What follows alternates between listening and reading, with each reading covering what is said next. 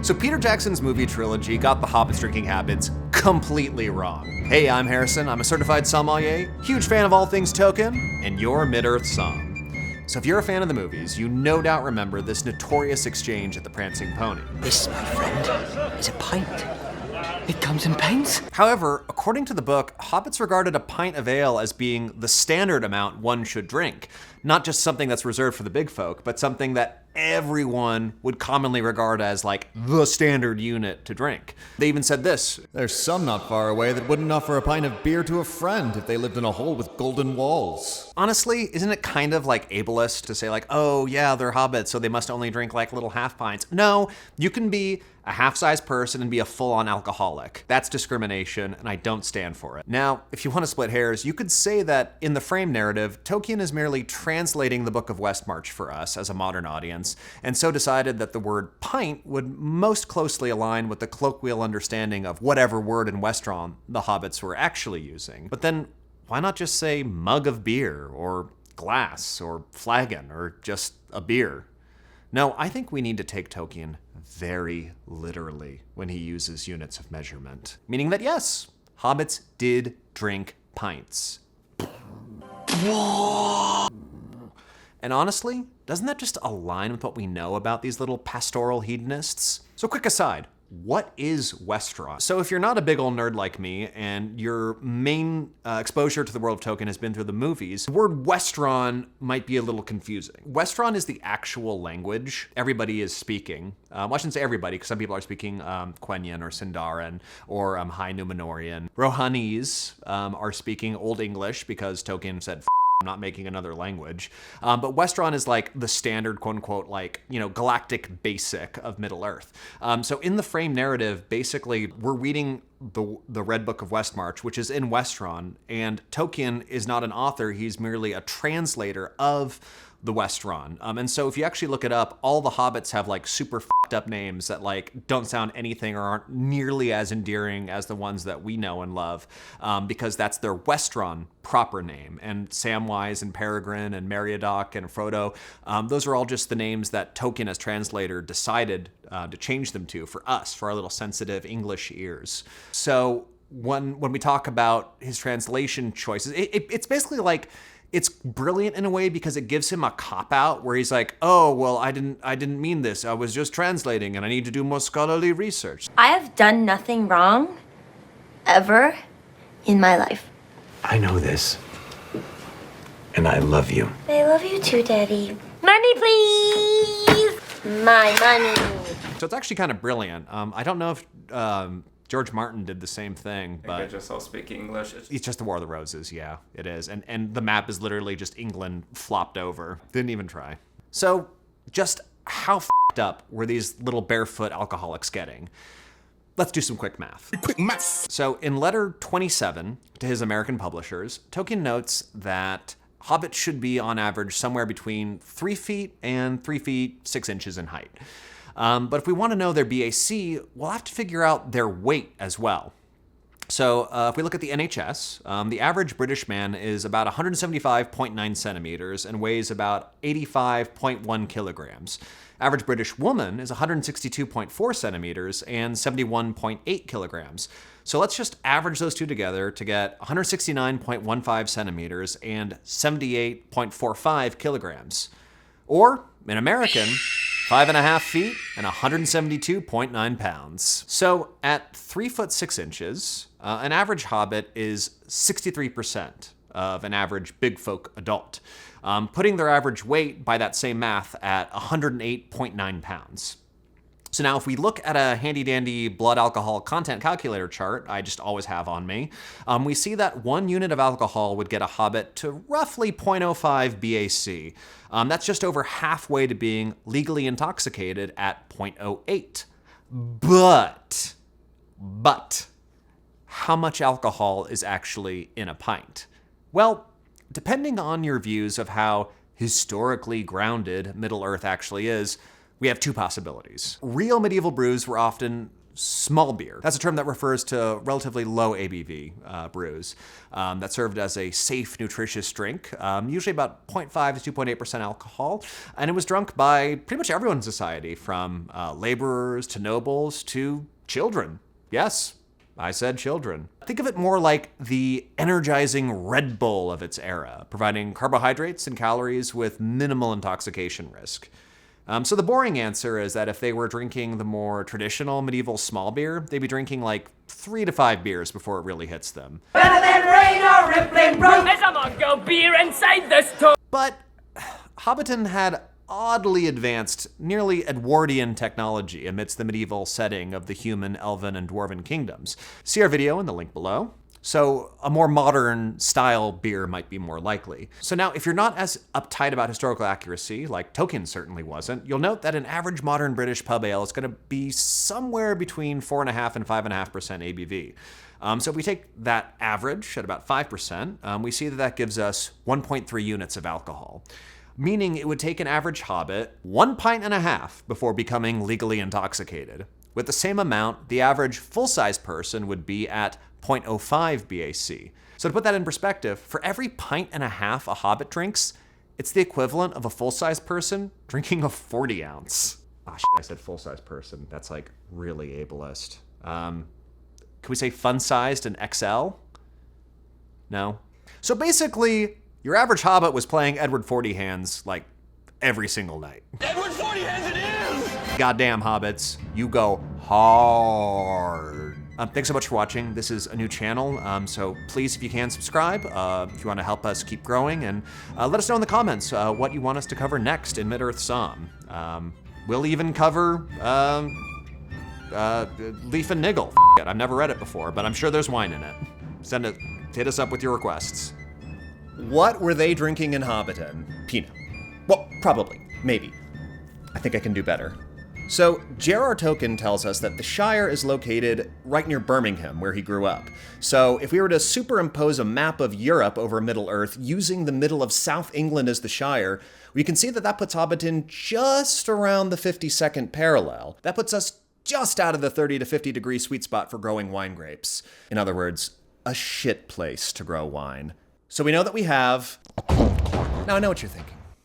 Harrison, why don't you just watch the movies? That's because the movies are a fictional interpretation shot in New Zealand, whereas The Lord of the Rings is a translation by Professor Tolkien of the historical document, the Red Book of Westmarch, which some scholars believe Elfwine himself book of Tavrabel, which he then translated into Old English, which then discovered and translated into the tome that we all know and love today.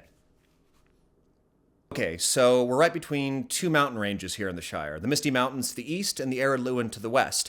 And those would provide some protection through the rain shadow effect, kind of like what we see in the Willamette Valley in Oregon, though it would not provide protection from the dark shadow of Mordor, which spreads across the land. Just like in the Willamette Valley in Oregon. All right, next we've got the Brandywine River. And yes, I know, brandy wine has to do something with wine, right? No. No, it does not. It's an entomological thing. It's a translation of a translation. I'll get to it in another video.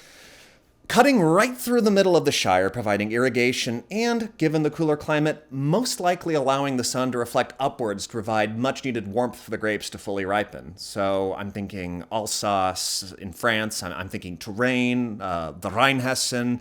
I'm thinking... What was Aragorn doing around the Shire for like 87 years? We all know that, for a time he had donned the name of a Throngil and served in Rohan under Thengel and in Gondor under Ecthelion. But what was he doing around the Shire for so long? In the world of wine, as we all know, soil is everything. Each soil has classic varieties associated with it. So, based on the geographic features that we just discussed, Karen Wynne Fonstad, in her seminal work, The Atlas of Middle-earth, deduces that the environs of Hobbiton must have been granite-based soils. So when I hear granite, I think Gamay. I'm thinking Syrah. She notes that in the downs on either side to the east and the west, most likely there were chalk-based soils, so I'm thinking maybe Chardonnay. She says that in the Weather Hills near Brew, we have a flinty limestone soil. So when I hear limestone, I'm thinking Cab Franc, Sauv Blanc, Pinot Noir, Pinot Gris. But the real question is, does Bree really even count as the Shire? I mean, there's definitely a sizable population of hobbits, though not all of them live in hobbit holes. In fact, a lot of them live in houses, and they live and work alongside the big folk, and it's probably definitely inferred that there's some weird sex stuff going on between. Okay, let's put it all together. We have a cold climate above the 50th parallel. We have maritime influence with potentially some limited rain shadow protection. We have granite, chalk, flint, and limestone soils. What does this sound like to me? Like I said, closest parallel is probably Oregon's Willamette Valley, though something like that, more with the soils similar to Train or Beaujolais in France. I mean, you know hobbits like to get absolutely fucking smashed. They basically all live in wine cellars anyway, and no one has a real job. Just like the Willamette Valley in Oregon. I think the hobbits are absolutely fucking up their Mondays with something that tastes a whole lot like Thierry Richoux Iron Sea. This is a cold climate Pinot Noir that's dark fruited, high ABV, long-lived, and absolutely delicious. This is the answer. Don't debate me. I have a sword. It's a replica sword, but it's still very sharp.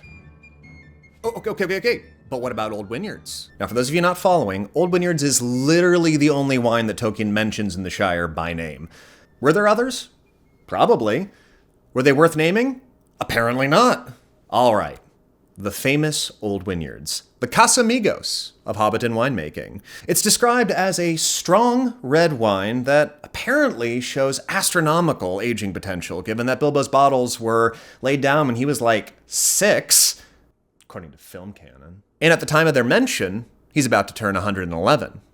So that's a 105-year-old bottle of wine. I mean, is that still good? It might just be vinegar. Apparently not, though, because Frodo and his polycule polish off the last bottle before he moves to Crickhollow in Chapter 3 of the book. And they said it was tasty! So we know that Old Winyards comes from the South Farthing. Now, if you're not following, the Shire is divided into castral units known as farthings. This one, the South Farthing, is in the south. Which is perfect. We have the influence of the brandy wine. Again, nothing to do with wine or brandy. We'll get to that later. And, more importantly, the arid Lewin range is back in action this far south to help provide essential protection from wind and inclement weather. Now, the most famous grape to be grown in granite soils that's also cold weather friendly is Gamay, seen most famously in the easy-drinking, fruity red wines of Beaujolais. Gamay is not known for its excellent aging potential, definitely not 105 years, which makes me probably think that the more long-lived bottlings of Old Winyard come from the plantings of Pinot Noir from more desirable sites within the vineyard or vineyards under the Old Winyards domain. It wouldn't surprise me if, given Hobbit's love for things that grow and good food, the Old Winyards team were dutiful in hand-harvesting in successive tries, picking the berries at optimal ripeness to allow for a more robust wine capable of decades of aging. Of course, even with all that careful selection, these grapes are being grown in a cool climate above the 50th parallel, optimal for winemaking, so they'll have quite a bit of acidity that will lend to a long lifespan and warrant cellaring. Now, there's no way to know how sophisticated of vignerons hobbits are, but given their proximity to the old kingdom of Arnor and Cardolan, after that, I'd like to believe that some Númenórean winemaking knowledge filtered their way.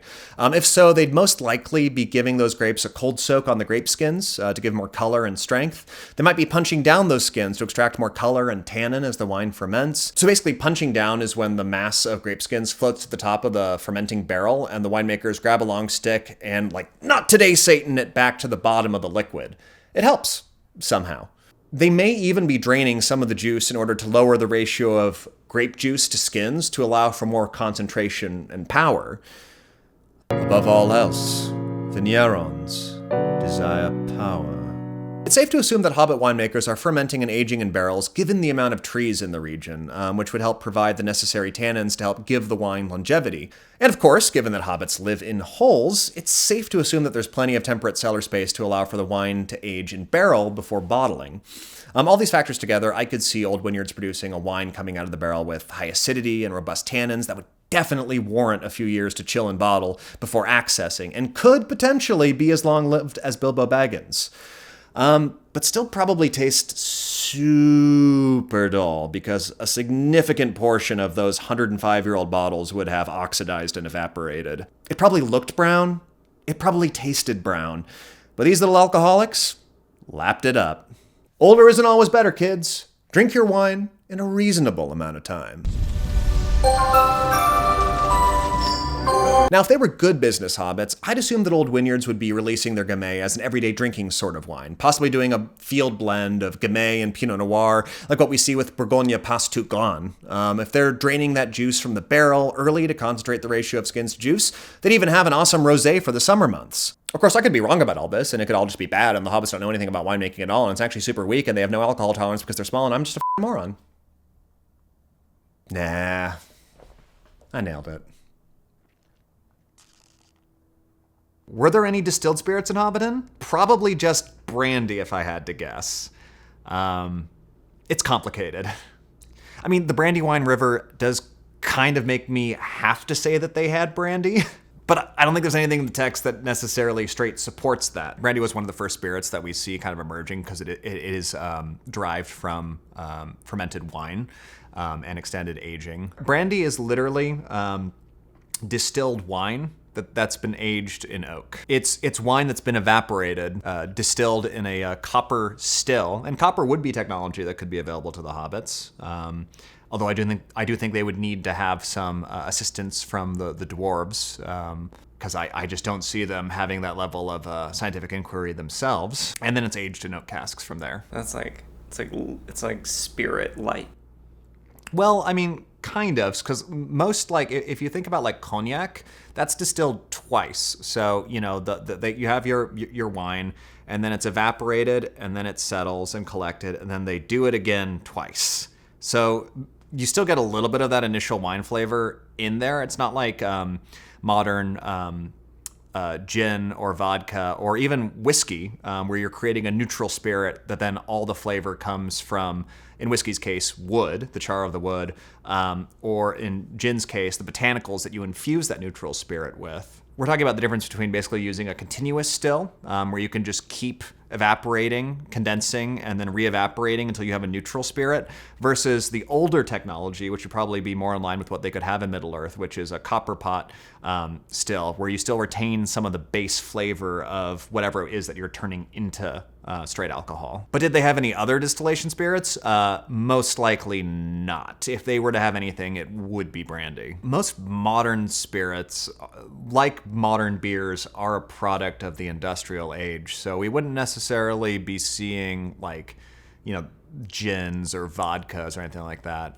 But brandy does have a longer history going back. We should definitely do a deep dive into the spirits of Middle-earth. What beer were they drinking in the Shire? It's complicated. When we broke down the wines of the Shire, some of you rightfully noted the absence of ale.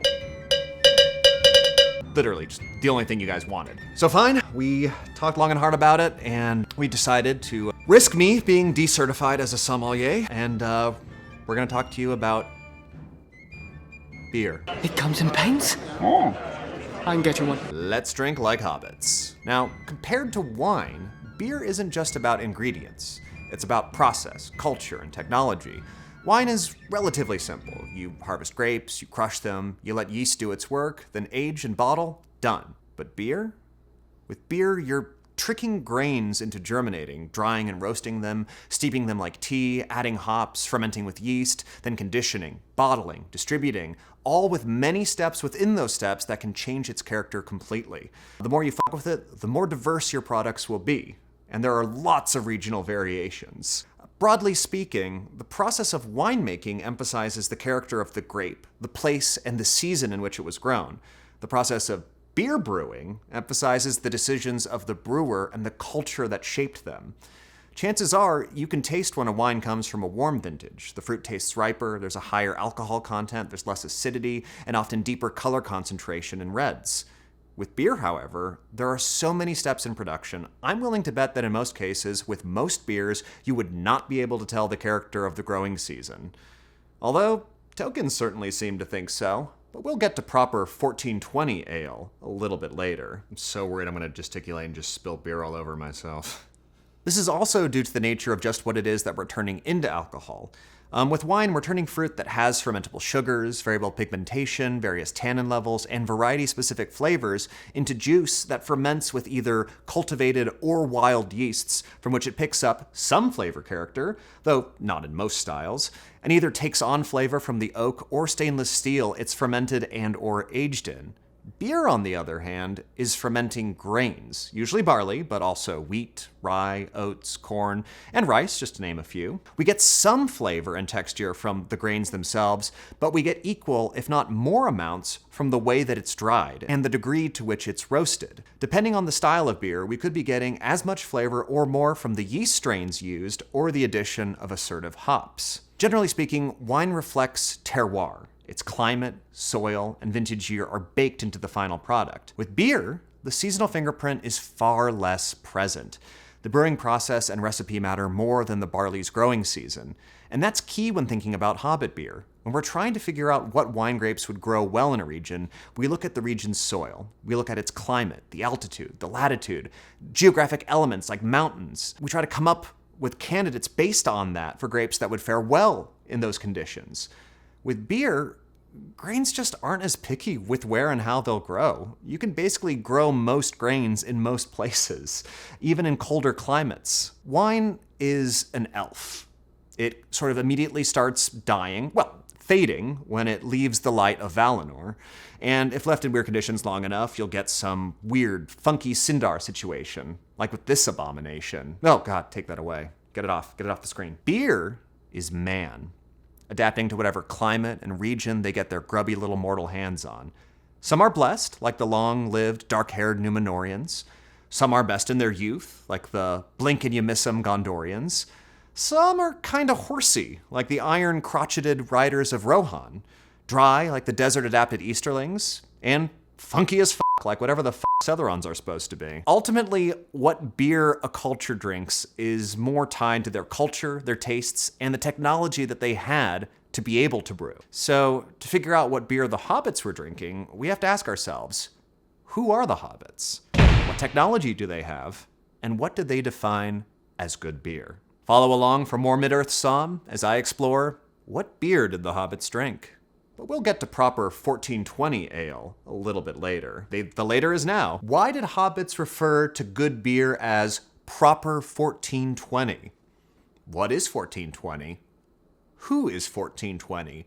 And why should we fear it? In the appendices, Tolkien notes that the year 1420 was regarded as a year so good for beer that a generation later, anytime someone had a good pint, they'd declare it as right old proper 1420. The North Farthing barley was so fine that the beer of 1420 malt was long remembered and became a byword. So what exactly does that mean? I mean, what does a vintage have to do with how good a beer can be? Well, let's look at history. So we'll note that for the better part of the late 19th into the early 20th century, Britain was dominated by porters. Now these are dark, roasty beers with ABVs topping off in the 7 to 8% range. Following the rationing of grains in World War I, however, brewers were left with less barley to work with, meaning less sugar for their yeasts to ferment into alcohol, and the now commonplace 5% ABV ale came into fashion. This trend continued through the Depression and the grain rationing of the Second World War to give us the now ubiquitous standard home base ABV of 5% that we see in most beers today. If I had to guess, I'd say that 1420 was just such a good harvest, as Tolkien notes in multiple places, that they just simply had more barley to ferment into alcohol. They just were able to make higher ABV ales from the sheer volume of barley that they had. Nothing to do with taste at all. More sugars mean more alcohol. These hobbits just wanted to get drunker. Which, if you watch our video on how much a pint can f up a hobbit, you'll know just how deadly this vintage proved to be. 1420. Highest birth rates and highest death rates in the Shire. Proper 1420. Hey, we're a new channel here at Mid-Earth Somm, so please, if you can, share, like, subscribe. Also, please comment below what region of Middle-earth you'd like to see us cover next. If you don't, I will start doing Dune lore. Don't try me on this, I will do it. I've read so many of the books. Like, literally, I'm on book 5 right now. I got past the God Emperor Dune stuff. I got past the 3,000-year-old sandworm stuff. I am unstoppable. I will keep, I'm gonna read the Brian Herbert ones too. Nobody reads those, but I will. If you don't comment, I'm gonna do it. I will hurt myself like that. And that'll be on you.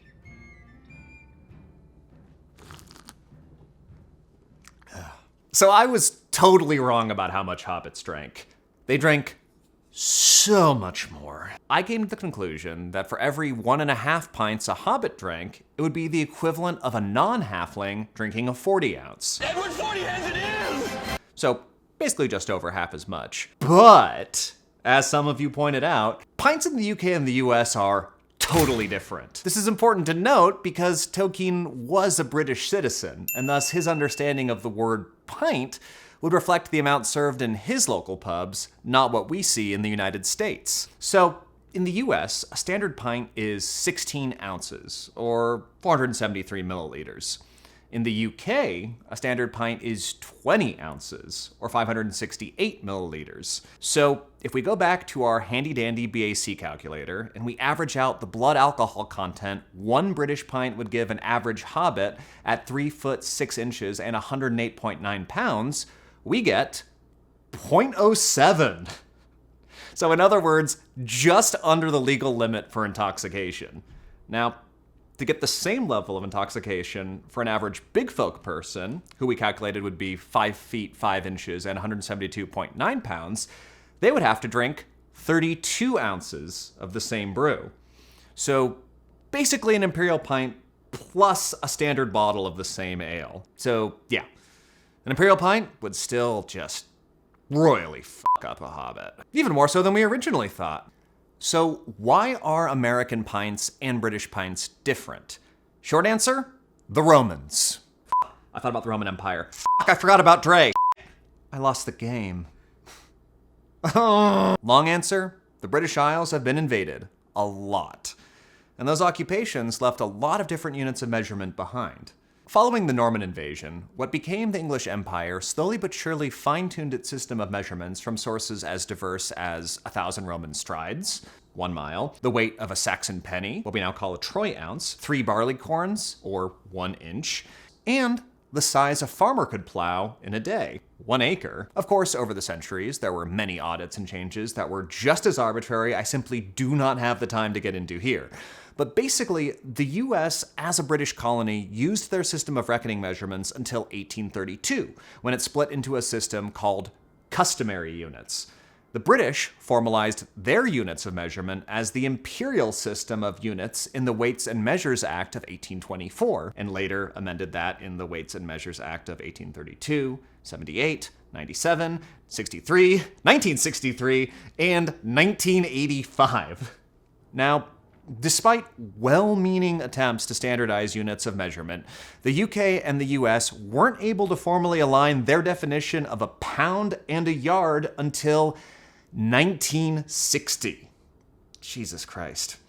This in turn led to 2 different systems of linear measurement in the US, the international system and the surveyor's system, until 2023.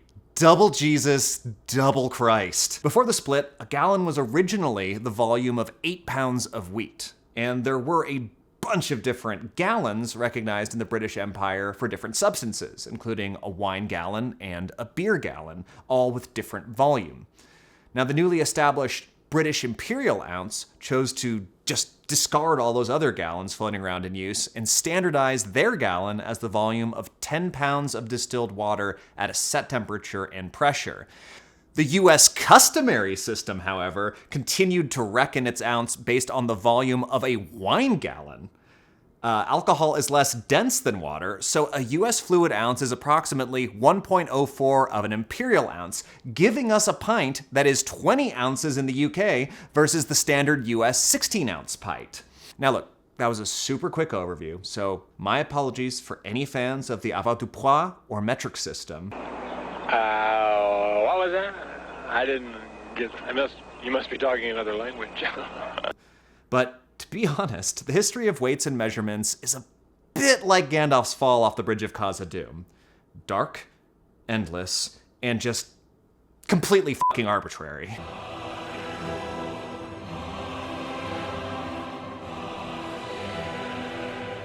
Now, I don't want to lose sight of the important takeaway here, which is that simply whether they were drinking American or British pints, hobbits were getting absolutely hammered on the regular. Next, the nuts and bolts, or rather, grains and kettles, of brewing the perfect Hobbit pint. Sorry, that one was bad. That was so bad. What beer exactly were the Hobbits brewing in the Shire? And more importantly, did Samwise Gamgee have a secret microbrewery in Bag End Cellar? So when we look at Hobbits and what beer they'd ultimately be brewing, we have to ask ourselves, what technology and grains are available, how do Hobbits drink culturally, and what do they define as good beer? First, let's talk ingredients. So the basic ingredients of any beer are the grains being fermented, the hops or hop substitutes used to add flavor and preserve the beer, water, and yeast. Luckily enough for us, Tolkien gives us an answer straight away. The Hobbits are fermenting barley, which is an excellent choice. Most beers are fermented almost wholly or partially from barley. Now, the second question, what hops did the Hobbits use, or even did the Hobbits use hops at all, is going to lead us down two very different paths. For as long as humans have been brewing beer, and some say that we've been doing it for almost 12,000 years, hops have only definitively been used for around the last 1,000. The beers of ancient civilizations of the Fertile Crescent, the Egyptians, and the Germanic tribes to the north, and even the beer enjoyed in the medieval ages, looked very different than what we have now. The first recorded use of hops was somewhere in the 800s, but didn't become commonplace in brewing until the 1400s. Before then, beer was flavored and preserved by a proprietary blend of herbs called Gruit, often a blend of such herbs as bog myrtle, rosemary, laurel, sweet gale, and yarrow. I don't know what any of these taste like, but I imagine that they taste like an old English ivy wall. Dirty, rat-infested, mossy, but with a hint of like rose. Remember that without the bitter flavors added by hops, beer would taste very malty and very sweet. Different regions produce different hops that will impart flavors ranging from lemongrass and green herbs all the way to juicy pineapple and tropical fruit notes. Second question, water. Well, we can assume the Hobbits are pulling from their local river sources, including the Brandywine River and its tributaries, so most likely snowmelt, and possibly harder water, like what we see in England itself. Good enough for beer? Good enough to keep the Nazgul away. Now the last ingredient, yeasts. Were the Hobbits cultivating yeast strains, saving some from each fermentation and adding it back in order to preserve a house style, passing it down generation to generation like some sort of yeast of power? Or were they simply letting their ale sit uncovered, exposed to the open air, and letting it take in wild yeasts from the surrounding countryside? Yes, I know that sounds gross, but this technique is still used today and is one of the main reasons you like the beers you like, you sick weirdos. Were they doing some combination of both? Any of these options will have a significant impact on the final outcome. Remember that yeast is the key ingredient in brewing that metabolizes sugars and turns them into alcohol and imparts unique flavors based on the strain. Lastly, we have to ask ourselves, what equipment did the Hobbits have to ferment in? Now my gut tells me they would mostly be working with barrels, sometimes possibly used barrels from their winemaking endeavors. But it's possible they might be brewing in cast iron or copper kettles. They may even have gotten the money to trade with the dwarves and have something more resembling the modern industrial vessels we use today. Which leads us to an even bigger question. Should we even be trying to figure out the historically accurate beer the Hobbits would be enjoying? I mean, looking for a true historical analog is ultimately kind of a fruitless endeavor. Tolkien's world takes place in the distant past, before the modern written record, and includes an amalgamation of technology, crops, clothing, and customs not seen together before the modern era. Middle-earth is decisively fashioned after a medieval setting, but the Shire had mechanical clocks, for Iluvatar's sake. The Hobbits are basically an Edwardian steampunk civilization plopped down into medieval Anglo-Saxon England. Oh, I've had too much NA beer. Oh man, that's really gonna knock you out later, huh? But before I get to what beer I think the Hobbits were actually drinking, I do think it's worthy exploring just what a historically accurate beer would have looked like. So follow along in the next part as I try to get down to the bottom of what kind of beer were the Hobbits drinking. Today we're diving into the late medieval era to uncover the beer that Hobbits might have poured at the Green Dragon. So grab a tankard, string a lute, and get ready to enter your wench era. We're drinking ale like Hobbits.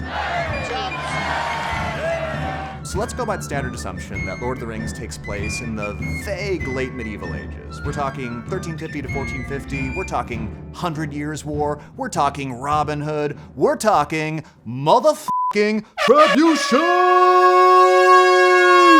During this time, beer was hyper-localized and almost exclusively brewed by women as part of the day's chores. And by the way, there are quite a few creators, like Dr. Chelsea Potts, who have gone in-depth on how the modern iconography of witches largely comes from brewing, which you should definitely go check out. So yeah, Rosie was probably definitely brewing beer at the Green Dragon, which adds a very specific dimension to Sam's infatuation with her. And honestly, fair. Remember that in the books, the last person Samwise says goodbye to before leaving Bag End is the beer in the casks in the cellar. "Coming, sir," came the answer from far within, followed soon by Sam himself wiping his mouth. He had been saying farewell to the beer barrel in the cellar.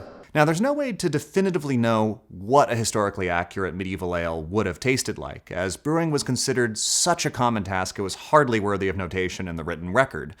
What we do know is that we would have seen a high variance from house to house, tavern to tavern, and region to region. Beer would have been made by either boiling the malted barley in a kettle over the fire, or in a technique that I just think is so hobbity, putting the malted grains and water into an open cask, then heating rocks in a hot fire until they're hot enough to start the liquid boiling, and then throwing them in. After that sweet barley tea, what brewers call wort, spelled like wart, but pronounced like yurt, because as the professor dedicated his life to proving, the English language hates us. Wort was successfully made in either kettle or cask. Gruit, that disgusting blend of herbs used to add flavor and act as a preservative, would have been added and infused. From there, that wort would be poured into another container and either inoculated with house yeasts or allowed to spontaneously ferment with wild yeasts present in the local environment. However, even if they were using house yeasts preserved from previous fermentations, because of the lack of a controlled, sterile setting, the beer would come into contact with wild yeasts no matter what. Them hobbits was filthy. The chief among these, Brettanomyces, would impart flavors ranging from clove to barnyard, depending on how long the hobbits decided to let the beer ferment and condition. If the beer was allowed to condition, that is, set aside in a separate container, in this case most likely an oak cask, and allowed to continue slowly moving through the stages of fermentation, differing yeast strains would contribute until all the sugar in the wort is converted to alcohol. Remember, that's what yeast does, after all. It converts sugar to alcohol and other compounds that add flavor to the beer. So, what would our historically accurate beer taste like? Well, overall, it would most likely be a slightly sweeter style, due to the absence of hops to add bitterness, as well as residual sugar left over from shorter fermentations. Because of those shorter fermentations, we also wouldn't have anywhere near the level of alcohol we see in modern beers starting in the industrial age. Think less double IPA and more watered-down session ale. It would be darker in color, with more roasted flavors. As before 1640, kilning, that is, roasting the malted barley, wasn't an exact process, so paler malts were almost non-existent. Additionally, if they were boiling the wort in a kettle, that would caramelize the liquid and darken the beer. We know it would take on a slight sour quality from wild yeasts, regardless of how careful the hobbits were to shut them out. There would be an herbaceous quality to it from the Gruit, that blend of herbs no one uses anymore. In the Shire, by the way, those would most likely include mugwort, mentha, so think spearmint or peppermint, gillyflower, and angelica, according to Walter and Graham Judd's Flora of Middle-earth. Now, even if the hobbits were using local hops, and the Judds seem to think so, although their primary evidence seems to be that because beer exists in Middle-earth, hops must as well, which, as we've been covering, might not necessarily have been the case. The bottom line is that beer wouldn't taste anywhere near as crisp and balanced as even the mildest of pales that you can enjoy today. Now, if they're not using hops, this beer would have a super short shelf life and wouldn't have anywhere near the amount of carbonation as the drink we think of today when we think of beer. Basically, think of a slightly effervescent hot toddy, or like if you just threw some grain alcohol into a sweet rooibos tea. You are allowed to pity our ancestors. That's called progress. Hi, thank you so much for watching. Please like and subscribe if you enjoyed the deep dives that we're doing here. We're still a new channel, so thank you for checking us out and supporting us.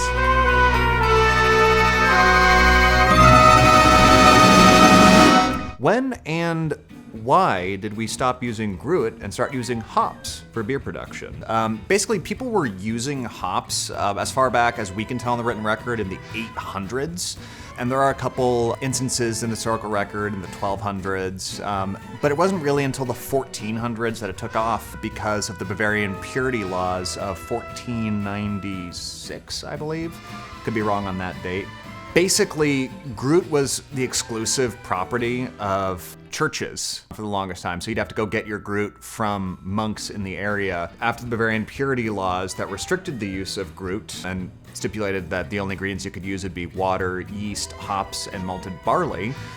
Well, not just malted barley, but just malt in general. You could include wheat and other grains. Then everything started switching over, and that style just kind of took over. Just because hops are so much better at preserving beer, that especially factors in as we entered the Imperial Age, where brewers were starting to export their beers to the Baltics from England or all the way to India, where you needed that hop character to survive the journey in barrel.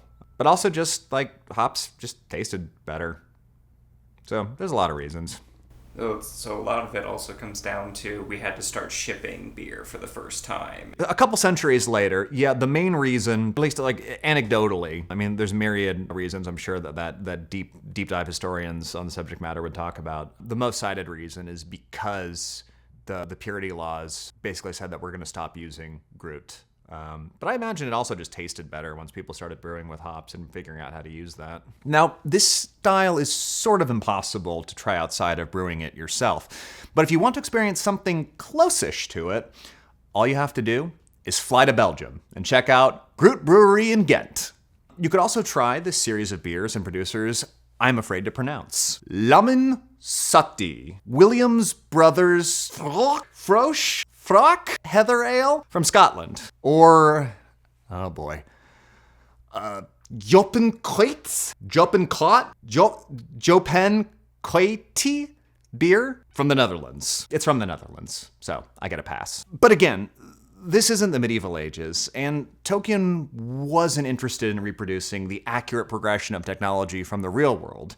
I mean, that would make hobbits either Edwardian time travelers or a secret race of technological advanced elders. You know, actually, we should probably cover that in another video. So keep following along for what I think is a more probable answer for what ale the hobbits were drinking in the Shire. Also, have you heard about the Great Gruit Conspiracy? This is what they've been hiding from us since, well, 1492. 96? I can't remember. Who reads books? Not me. So one of the big conspiracy theories about Gruit is that the Bavarian purity law that limited the ingredients of beer down to just simply hops, malt, water, yeast, was in order to take power away from churches. The church had a monopoly on Gruit making for a long time, and so if you were brewing any beer, you had to pay the church money. So a lot of people think, in kind of a conspiracy-minded way, or even just in a real political way, that the reason why the Bavarian purity law was passed was to take power away from the church and into the coffers of the government itself.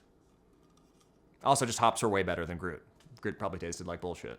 Bullshit beer, made from shitty herbs found on the side of the road and fermented by a priest. That's a little bit different because that's actually closer, I would argue, to a French beer than a traditional like sour. Yeah. This is the proper Belgian Gruit beer as it's pitched here at Solstice Brewing. You can see that it's probably unfiltered, unfined. There are no hops in this whatsoever. No Somms were hurt in the making of this video.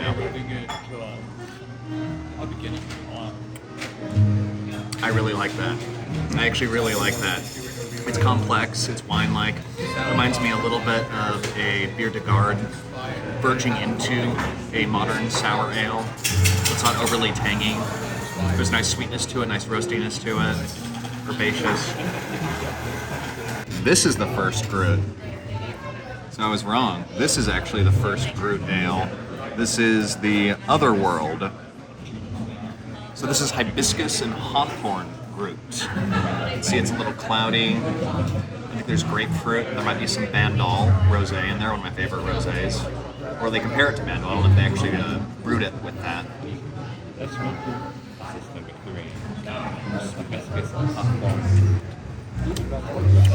Okay. Okay, I dig this. I would love to drink this at Ren Fair. It's earthy, it's light, kind of malty, caramelly. It reminds me as like a cider almost, without the crisp apple attack, if that makes sense. It's like a tea apple cider beer. Alright, this is a mushroom stout. So,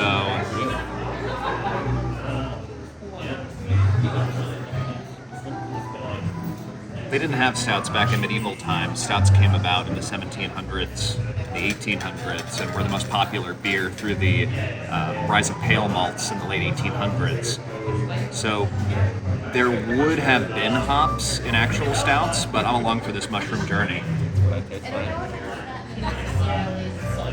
That's good. Coffee, mushroom, earthy, slight sweetness to it. Yeah, I dig this. Yes. Yeah, but that's a little bit different because that's actually closer, I would argue, to a French beer than a traditional like Malbec sour. Yeah, I can get more behind the saison for sure. Yeah. Just a straight up sour.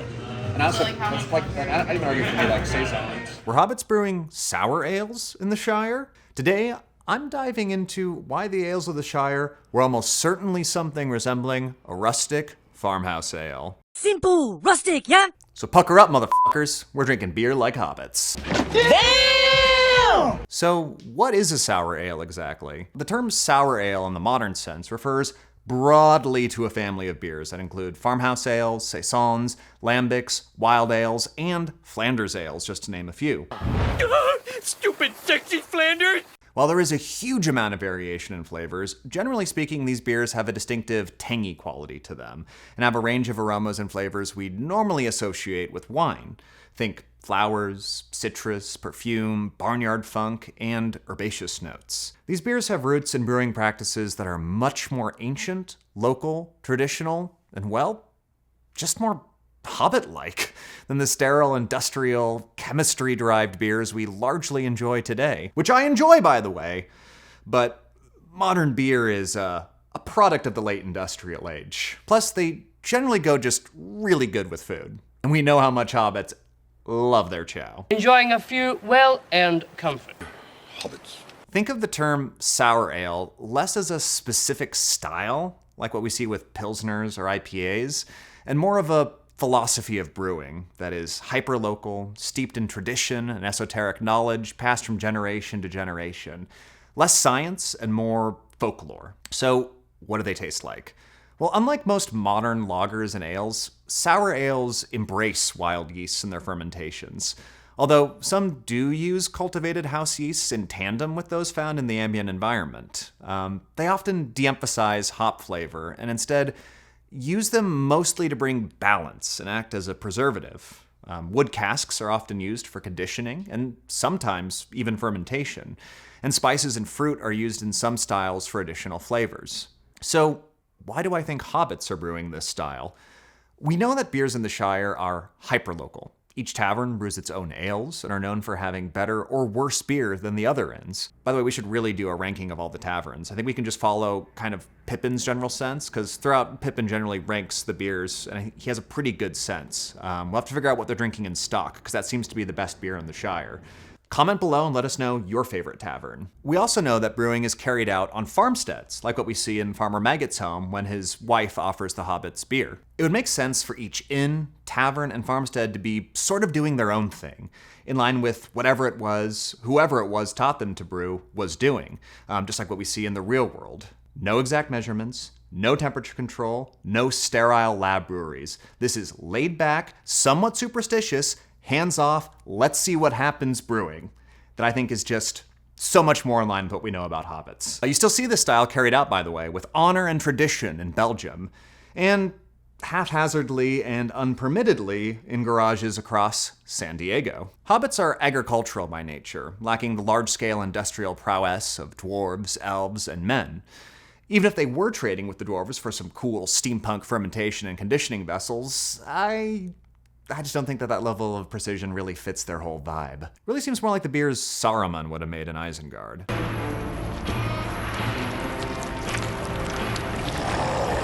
So based on all that, we know that the Hobbits wouldn't have technologies that would allow for temperature control during fermentation or conditioning, or the ability to prohibit wild and ambient yeasts from interacting with the fermenting wort. In fact, yeast would be the defining characteristic of these ales. Most likely the process of making wort and chilling it would be done in open containers, allowing the brew to pick up ambient yeasts from the brewery, imparting distinctive flavors unique to that environment. Even if the Hobbits used cultivated or otherwise intentionally maintained yeasts to start fermentation, the ambient yeasts would contribute heavily to the resulting ale's flavor. The most abundant vessel of choice available to them was probably oak casks, which would bring their own set of yeasts from the wood, while simultaneously allowing the beers to condition and age for an extended time. These beers would be hazy in appearance, as filtration would most likely not be within the Hobbit's technological means, and they'd be marked with distinctive spicy notes from the wild yeasts accrued, as well as any hops or actual spices the Hobbits might choose to incorporate, which again would probably include mugwort, spearmint, gillyflower, and angelica, according to Flora of Middle-earth. They might either be using an open flame to boil the mash in the kettle, resulting in more caramelized flavors, or they might be heating stones and placing them into casks filled with the mash and water in order to bring it up to temperature. Most likely their ABV would range from 4 to 6% and be marked with a fair amount of effervescence as CO2 builds up in the sealed casks during conditioning. Everything we've covered so far would produce beers in the family we generally refer to as saisons or farmhouse ales, and also wild or rustic ales. Now, some great beers in this family to try at home include Saison du Pont, Ommegang Honnepin, Boulevard Brewing Tank 7 American Saison, and the brewery Field Horse Saison. That said, since this is such a broad category of ale, there's a few other real-world variations of sour ales we could see based on the myriad of choices the Hobbits could be making. So follow along as I break down some other variations in this style. Before we dive deeper, what's actually the difference between beer and ale? So beer is a term that comes from Bier in the Germanic sense. The kind of question behind the question on that really is the beer in the modern sense that we're using right now, does it refer to a lager or an ale? This is the main divide in the world of beer because it depends on the type of yeast that ferments. So an ale is the longest running historical style of beer. These ferment quickly.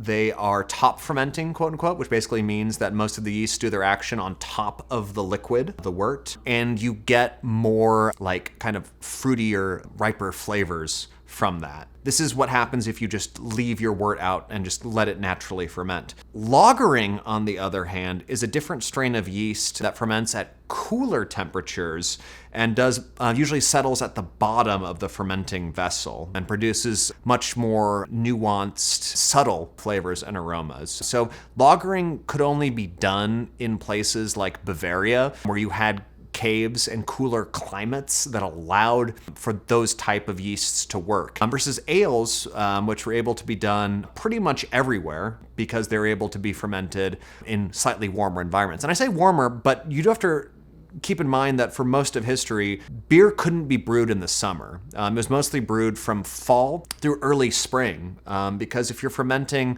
when it's too hot outside, when you don't have temperature control like what we have now with our modern industrial brewing processes and technology, it's going to spoil really quickly. Fermenting is controlled spoiling. I mean, everything's fermented. Your coffee beans are fermented. Kimchi, sauerkraut, beer, wine, kind of one of those things that human beings have just always done and just fucking love. We love fermenting shit.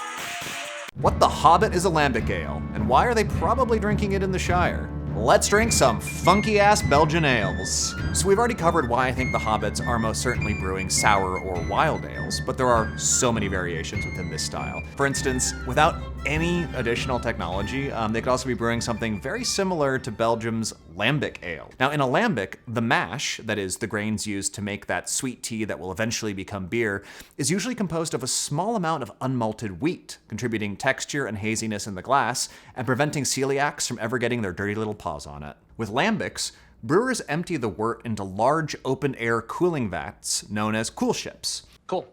Cool. And then leave them next to open windows all night, allowing ambient yeasts to colonize the wort and begin a spontaneous fermentation. This can only be done during the coolest parts of the year, as fermentation during spring and summer will cause spoilage.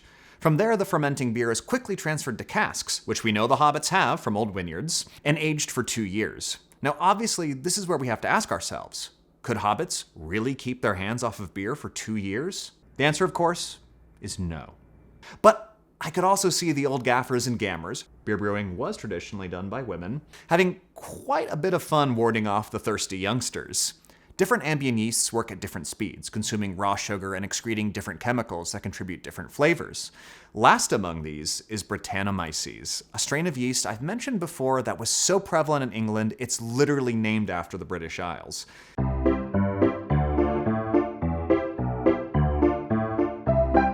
For most of human history, we don't think that brewers knew what yeast was. I mean, like, we know that they knew that yeast existed, but we didn't really know what yeast was until we had germ theory and we started being able to look at them under microscopes and really understand what they are as organisms. That's why in ancient times and in prehistory, there was a bit, at least people think that there was a bit of a spiritual component to beer brewing. You know, you'd leave something out, or just fermentation in general. You leave crushed grape juice out, you leave the barley tea out, and then suddenly you come back and it's alcoholic and it makes you feel good. Truly, this must be proof of spirits or gods of some kind. But we do know that they did note that yeast was a thing that was actively brewing on top of the fermenting wort. And we even know in Germany, in Bavaria, that they had a name for it, Hef. So that's where we get, if you've ever had a Hefeweizen, that's literally just like yeasty wheat beer, is literally what that would translate to. But there was actually a person whose job it was to kind of collect the Hef off of the top of the fermenting wort, preserve it, and be able to keep it that way. They knew that they could easily get a reliable fermentation next time. And this person's job was known as a Hefner. So that's where we get the last name from, which basically means that Hugh Hefner, his last name means he's literally a man who collects yeast as a profession. That's gross, but it cracked me up. And I'm gonna get canceled, so here you go, my last video.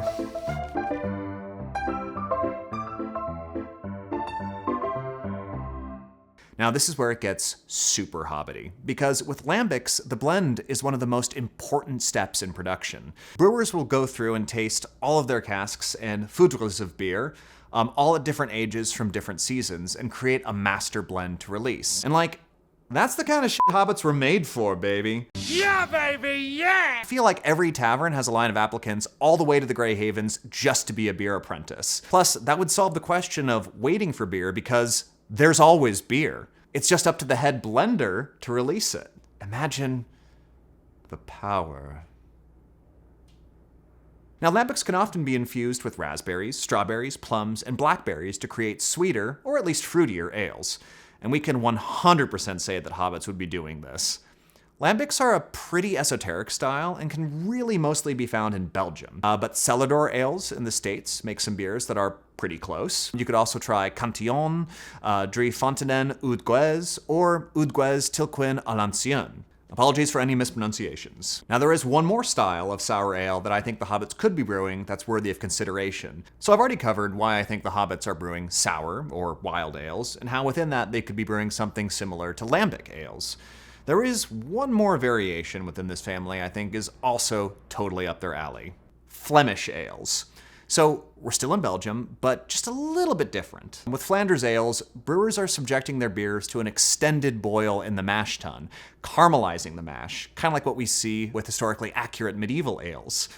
Hops are added strictly for preservation, not to impart any of those resiny, piney, or bitter flavors we usually use them for. Resin. From there, Flemish brewers practice mixed fermentation. That is, they do a first fermentation with house yeast that they've cultivated and maintained, and then allow the young beer to collect ambient yeasts to spark a secondary fermentation. Remember, kids, never skip second fermentation. Don't think he knows about second breakfast, Pip. Like with Lambics, the beer is aged in casks or large foudres, sometimes for years, and then blended. Now, some of you just did a double take on that last word, and that's because Today's word of the day is foudres. Foudre. Or as filthy English speakers say, foeder. So a foudre, or foeder, is basically just a huge cask used for conditioning and aging wine and beer. Most casks are generally around 225 liters, but can be as small as 40 or as large as 1,000. Foeders, on the other hand, generally start at 1,000 liters and can be as big as, well, the human imagination. These beers would be more wine-like, with a myriad of flavors based on the wild yeast and trademark malty sweetness from the extended boil. More likely than not, they would see some influence from Brettanomyces, an indigenous yeast so prevalent in the UK it's actually named after the British Isles. You know, Breton, Breton, wait, that's just Skyrim. Brittany, British, coal gas study. Okay, yeah, it's Greek for British fungus, okay? Brettanomyces and wild yeasts have all but been eliminated in British brewing, but it bears the distinction of being the first microorganism ever to be patented by Danish brewer Carlsberg in 1903, shortly after it was discovered. Brett, as it's called by all us cool industry folks, How do you do, fellow kids? can either be a glaring flaw or an intended addition, imparting flavors from clove to barnyard and manure. Depending on the other factors going into the brew, it can either add a savory or spicy intrigue, or make you feel like you're drinking a stable. Some people like that. Sometimes I like that. We all put weird things in our mouths sometimes. I'm not here to judge.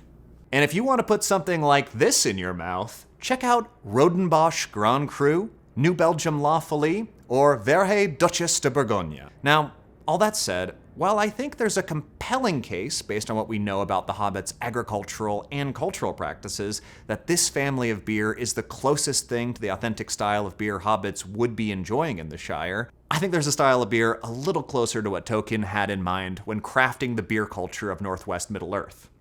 So follow along one more time for what I think Tolkien actually intended.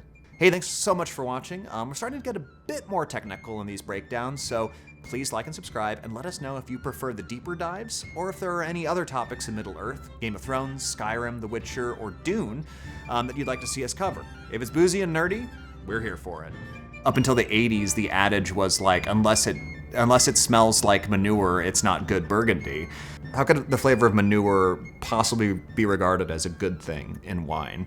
When we're talking about Brett specifically, since oftentimes the flavors noted from Brett tinged wines and beers are going to range from soy sauce to clove, all the way to barnyard and manure. And sometimes people think that that's a really good thing, but a lot of it has to do with the fact that Brett is one of the last yeasts to start acting on a fermenting either beer or wine. And so depending on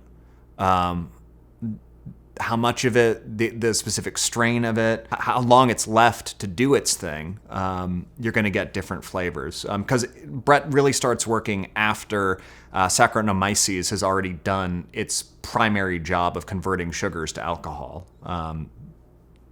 So based on that, you'll get different flavors. Because it's literally, the answer is that it's just the way that the yeast, like chemicals, interact with the whatever substance it's fermenting. Like, is manure considered an umami?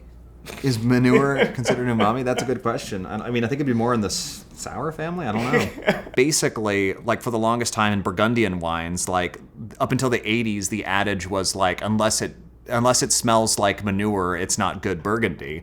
And apparently it wasn't until the Australian wine industry in the 90s started really taking off and dialing in with their very precise, scientific-based winemaking techniques, that the cleaner fruit-based style, or more prevalent fruit tones that we get in most wines, wasn't as prevalent throughout the Old World.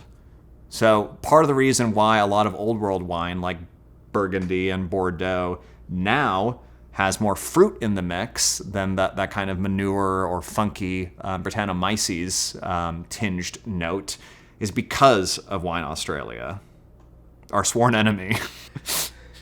Wait, so why in Australia remove the manure from modern wine? Well, so you have to understand that because grapes were never meant to be grown in Australia, they've had to invest considerable scientific research and knowledge into figuring out how to make grapes grow there. And just by complete accident, they were able to figure out how to make cleaner environments and processes in winemaking facilities to follow. So are you tacitly admitting that Wine Australia may have subtly pushed forward the technology of winemaking? No, they certainly have. And we all owe them a debt of gratitude? Look, I mean, I wouldn't go that far. Between a rock and a hard place here. What kind of ale was Tolkien actually drinking when he created beer for the Shire? Spoiler alert, it comes in casks. Let's get to the bottom of our glass and finally uncover what beer were they drinking in the Shire, or at least in North Oxford in 1947. So far, we've covered the culture and technology that might be shaping our Hobbit brewers' decisions, what historically accurate medieval-style ales would look like, and what I believe the text supports as the most likely candidate, sour ales. Now, let's throw all that out. It's wrong. Forget everything I've ever told you, except to like and subscribe and follow. Now, as I've mentioned previously, Tolkien's Middle-earth is not an accurate recreation of the medieval technologies of our world. It is an amalgamation of various periods curated by Tolkien to form a secondary world of his own creation. For those of you who haven't read The Hobbit in a while, please remember that Tolkien describes, among other things, Bilbo's coffee, the clock on his mantle, and the matches he uses. All of these technologies are not associated with the medieval era, but emblematic of technology hundreds of years later. In letter 178 to Allen and Unwin on December 12, 1955, the professor says, it, the Shire, is in fact more or less a Warwickshire village of about the period of the Diamond Jubilee, which puts us in 1897, when Tolkien was 5. So in many ways, the Shire is a collection of Tolkien's fondest childhood memories, a romanticized view of the small English village, and I'd like to think, sentimentally at least, a buffer against the scars and change brought on by the Great War. So what were they drinking in this traumascape? Cask Ales. Now, along with porters, cask ales are the defining style of heritage English beer, alongside beans for breakfast, public intoxication, and imperialism. These brews are put into casks just at the tail end of fermentation, but just before fermentation has concluded, so it's still technically fermenting when it's delivered to the pub and contains live yeast cells. Now, as it's still developing up to the point of its service, cask ales are slightly less carbonated than what we're used to with most beers today. However, thanks to the preservative power of hops, if kept sealed in cask, these ales are able to be cellared for weeks or even months and continue evolving and changing in flavor. Now, there's a huge range of styles and flavors based on how much the malt was roasted before fermentation, the amount and type of hops added, and the proprietary yeast culture used by each brewery. We could expect mild ales, bitter ales, Burton ales, think basically the dense precursor to the modern IPA, and porters in ABVs ranging anywhere from 3 to 7%. It was pretty common at this time for patrons to ask to even mix different ales together based on preference, or if in some cases the casks were starting to get a little old and sour. You know, something along the lines of like, "My good man, some White Claw in my Guinness if you would." Indeed, the cellar master was an integral part in this process, almost on the same level as the brewery team themselves. Because cask ale is a living thing, casks need to be monitored, aged. Some cellar masters swear anywhere between 1 to 2 days and even up to 2 weeks. Excess CO2 needs to be vented, and once tapped, the beer needs to be checked periodically to ensure that it's still good for service. With cask ales, there is an artistry to the cellar master's job.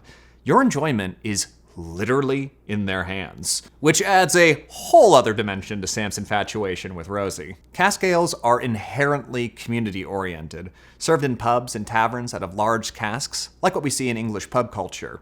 They're hyper-local, they don't last as long, they don't travel as well, and we know that each tavern has their own local beer of varying regard and quality in the Shire, as we see from Pippin's rating of various beers throughout the first book. We do know that beer is kept in cellar at Bag End, implying implying local delivery. However, we don't have any evidence from the text that taverns are exporting their beer to other establishments. For me, this implies that an establishment's ale is a point of pride, and a fabulously wealthy hobbit, such as the Bagginses of Bag End, would certainly be able to afford home delivery of their favorite local tavern's brew rather than making it themselves, like what we see on Farmer Maggot's farm. So, what does a cask ale taste like? Well, as I said, there could be a large swath of styles, but they'll all have a couple general traits in common, such as having a slightly warmer serving temperature, around 55 degrees Fahrenheit, a fuller, richer texture from more protein in the beer, and live yeasts, as well as a slightly lower carbonation than most beers from cans, bottles, or kegs. Unfortunately, without going to England, there just isn't an easy way to try real cask ale. If you're lucky enough to live near a brewery, chances are they may have a cask ale of their own for you to try. If you do know of one near you, by the way, please hit us in the comment section below. I'm always looking for a new one. My local brewery that was doing this style stopped making them. Like the pub culture in England and the Hobbits of the Shire, this is just one of those beers that requires you to get out and greet the world. Share a pint with friends. Share a cask with friends. As Bilbo said, it's a dangerous business, Frodo, going out your door. You step into the road, and if you don't keep your feet, there is no knowing where you might be swept off to. But hopefully, there's a tasty beer. That's not contaminated because it wasn't sealed right, opened too late, brewed improperly, soured by Brett, or has added impurities from open cask fermentation. I think that's the quote at least. So there's a conflation here I want to address, because I never said that cask ales would have Brettanomyces. I said that back in the day they would have, but like the ones that Tolkien was drinking wouldn't have. The Brettanomyces thing applies more to the Belgian ales, where it's like it's an intentional style. Before the Industrial Revolution, like every beer would have had some level of tartness to it. You couldn't have a beer that didn't have Brett in it. So the Brett was an incidental addition that brought potentially unwanted flavors that the palates just kind of adapted to. Yeah, and that's why blending beer was so big back in the 1800s and 1700s. But then eventually, Talk about blending beer. Basically, because there was Brettanomyces in all beer up until the late industrial age, people would get their beers blended at the pub. So you'd have different casks and you'd say, oh, I want some of this mixed with this mixed with that. And that's kind of how the first stouts and porters eventually, which became the dominant style, started bleeding in. Because people wanted to mix and get a little bit of those darker beers as part of their blend. But yeah, so basically everything had Brettanomyces. Is it the equivalent of a teenager going to the soft fountain Yes. drink thing and mixing some Sprite and some Coke? 100%. Yeah, and so where we get the black and tan or the snake bites that you'll see at a lot of British pubs, where you're mixing cider and a little Guinness, or a lighter beer and darker beer, descendant of that. So here's a fun thing about hops, and this kind of all comes from Jeff Allworth's book, The Beer Bible, which is the primary source that I used for a lot of this research. Now, I actually have the book. I actually read it. It's definitely something that a dad would read on vacation, but I'm 34 now, and I guess that's just what my life is, so I'm rotting from the inside. So basically, hoppy ales like we know them today didn't really exist until the 1970s. Beer brewing in America was largely imported from German immigrants, and so they were trying to recreate the style of lager and pilsner that we got from over there.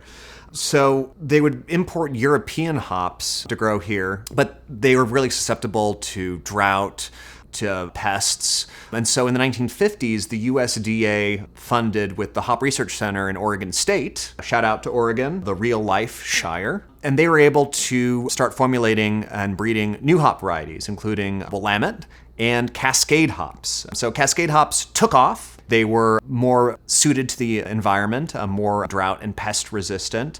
And so eventually in the 1970s, Anchor Brewing Company finally created what we would view as the first modern hopped ale today, the Anchor Liberty Ale. And then Sierra Nevada followed shortly after, in I think 1976, if memory serves me right, with their pale ale. And they haven't really changed the recipe since then. Compared to European hops, American hops were a lot more wild tasting. So much of beer, especially pre-1950s, was about using hops as a preservative and just to add a little bit of bitterness, a little bit of mellowness. When we started getting American hops entering the scene, experimentations began, especially when craft brewing started really exploding in the mid-2010s. And we started finally getting the super over-hopped, expressive, tropical style of ale that we know and love and drink today. Allworth, I think, has a really good thesis, which is that when we look back on different nations' brewing styles, so we think about Belgian Trappist ales, we think about Belgian wild ales, we think about German lagers, we think about British bitter ales, porters, stouts, that the American contribution is going to be the IPA, the super hopped ale. And it kind of is one of the most recent innovations in brewing. You really can't get the flavors that we get out of hops now without having a super clinical, sterile, chemist's outlook on brewing, just because extracting all those nuanced flavors from hops couldn't have been done before very calibrated technology that we use today. Now, I know this is pretty controversial, but there are books other than The Lord of the Rings, and this is one that has helped a lot in researching this series. So if you have any interest in craft brew at all, check it out. If you guys have any interest at all in learning things, check out books. Highly recommend. Thank you so much for watching our breakdown. This was really fun to research, and there's just so much we had to leave out. As always, if you enjoyed this, please like and subscribe, and let us know in the comments which kingdom or region of Middle-earth you'd like to drink next, or if there are any other sci-fi or fantasy series you'd like to see on the menu down the line. A little behind the scenes here at Mid-Earth Somm. So the stunt that I'm performing, drinking beer on camera, is actually done with Athletic Run Wild IPA. I'm not endorsing them, I'm just saying I don't want to get faced on camera. But we still want it to have that nice frothy quality to it. Now, it got a little flat. It's foaming up now. It's good. But if it gets flat again, we have this little fluffer here, which I'm going to demonstrate. This was performed by a professional. Do not try this at home. Oh, yeah. That make the Portuguese so happy. I have a very distinct memory when I was at Dave & Buster's. I had 2 Portuguese tourists come in, and they said they wanted beer, cerveza con espuma. I said, what the f*** is that? They said, espuma, and they kind of gestured like this. I said, espuma? Then I'm like, you want foam? Like, si. So I took the beers back to my bartender, and he just took a fucking straw, and he started just shaking it up in there. Brought it back, and the Portuguese like, espuma, yeah. So, beer con espuma, if you're into that, I guess. There's no alcohol in this at all.